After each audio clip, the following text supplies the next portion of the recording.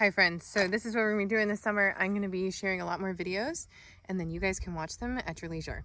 But I want to talk about tomatoes because there's always a lot of questions about them, a lot of fears that we're failing, a lot of learning going on. And I want to first say that even as an experienced tomato grower, we have problems and that's okay. They are hard to grow. I have had years that are absolutely brilliant. They have gone so well. And just because a tomato plant is showing signs of distress, issues, potential disease, does not mean that you need to take that tomato out. This spring has been very weird. It has been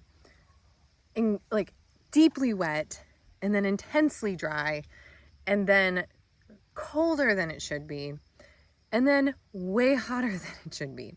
This is extreme growing conditions, which means that our tomatoes are going to be struggling. And we're going to see signs of distress in them. If you're a home gardener, you're not going to have the right protection set up. You don't invest in it. It just doesn't make sense.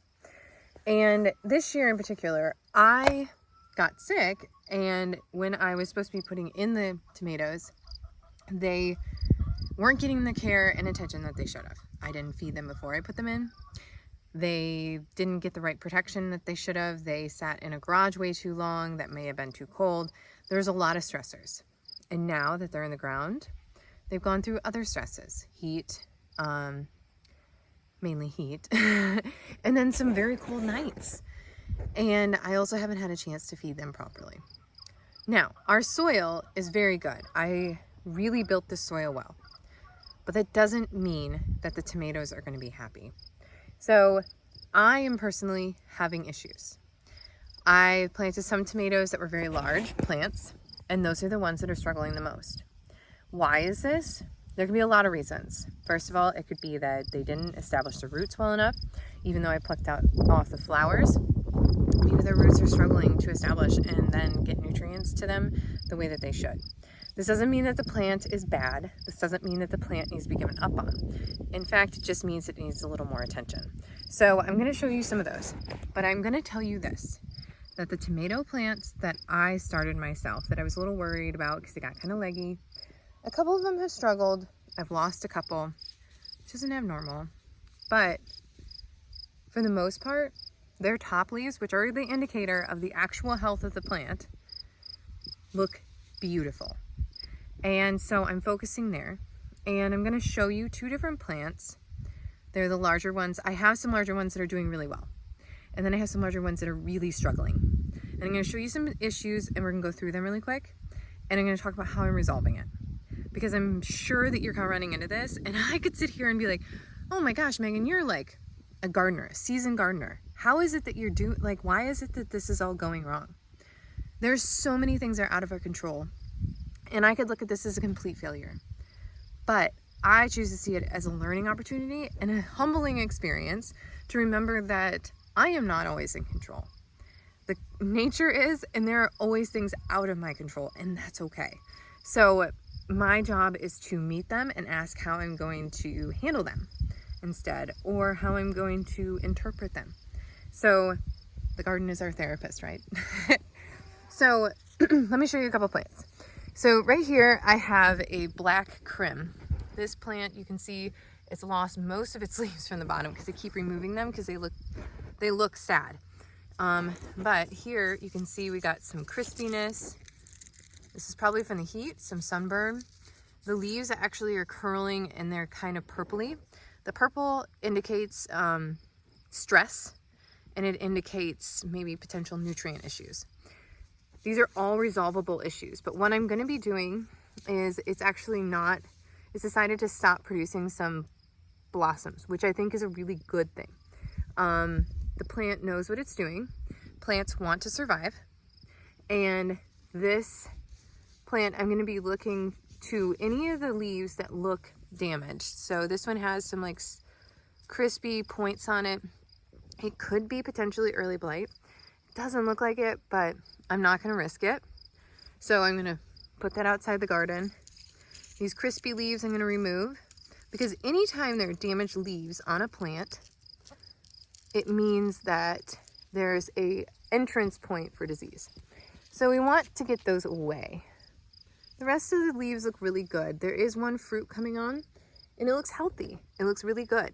So I'm gonna leave all these here. The blossoms definitely seem like they have been hit, and that's okay.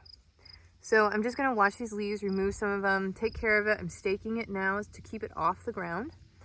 And because this plant should not touch the ground with how much stress it's been under. And then I'm gonna feed all of these plants. I'm showing you, I'm gonna feed them. I'm trellising them right now with the Florida weave method.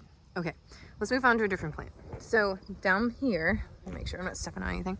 I have, let's see. I have this plant. I don't remember what variety this is, but because my child picked it out. But this plant has really healthy leaves. Now you can see the size difference here. Let me see if I can make sure. So there's this plant, and there's that plant. These plants are dramatically different in size. But that plant, as you can tell, is very healthy. It doesn't need many more leaves than that. It hasn't produced fruit, and that's okay. It's the middle to the end of June, and it's not even technically summer yet. I think I probably put in these larger plants too soon, but they needed to get in the ground. So now I'm having to backtrack, and there's some issues that we have to handle so that we don't have onset of disease. Will I still get disease? Potentially. And that's gonna be okay. We'll figure it out and we'll go from there.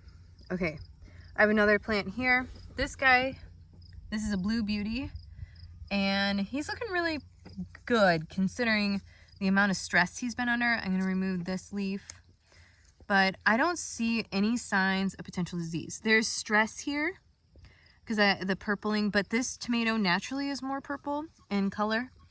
It has some fruit coming on. The blossoms look strong. Everything looks really good here. So I'm not super concerned about this plant. I think once this is fed, staked, it's gonna be really, really healthy. So you can see the fruit looks really good. That's coming on here. It looks really nice. I'm really happy with it. So you can see right here, there are some damaged leaves. That's okay. We're just gonna remove those. But you can see this plant, the blossoms look really good. Okay, so let's move on down here. I got one plant. I have not staked it yet, but it's not happy. I actually came out here and was like, ugh. It was the literal sound out of my body. Oh, this is, okay, well, let's talk about this guy because he's got some nutrient issues, which nutrient issues don't mean that your soil is bad with tomatoes. That's the secret thing.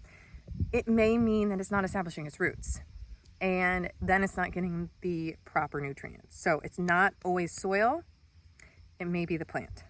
But we can adjust that. A lot of watering, a lot of taking down the stressors as much as we can. Mycorrhiza helps, putting underneath it or even over the top of the soil. If you missed planting it with it, you can add some, and I'm gonna do that today. But let me show you some of the leaves here because they don't look happy. Lots of crispiness. This, I would assume, is from the very hot days that we got. So this branch, I'm gonna remove. There's no disease here, at least not that I can see. And this one needs some more help. This is all stress. Like, this is from all the heat we got. And this guy's gonna be okay, but it's definitely a kind of situation. It has fruited and the blossoms are still healthy, which that tells me that this plant will continue. It's gonna be fine, but these damaged leaves all need to be removed. Sorry, this is like hard to film at the same time. Now, there is one more plant that I had that had really sad leaves on it, and I'm not freaked out about it. Okay, so this is another one where I started it and planted it, and it looked horrendous when I got it in the ground. It looked strained, leggy, and like it was super unhappy. And I have another one over here that's pretty sad, but I think it's gonna be okay. gonna be okay. Plants want to live. Remember that, okay? So, this is a blueberry variety. See these leaves? Oh, those are sad little leaves, aren't they? No worries. Because, other than this one, these leaves are okay. Little heat stress, but for the most part, he's okay. It was because he was being established. Now he's established. Now he's happy. And I'm gonna move some of the soil right around the base. Make sure he's got plenty. And he's gonna be okay. So all this to say, this is a 10-minute video. This is what we're gonna be doing this summer. All this to say, if you are seeing stress in your tomato plants, or any of your plants for that matter, it's not about giving up on them. It's not about being really scared or freaked out that your plants or your garden is going to shit, because it's not, okay? We can do things to assess the problems and remedy. Typically, we can fix most of the problems naturally.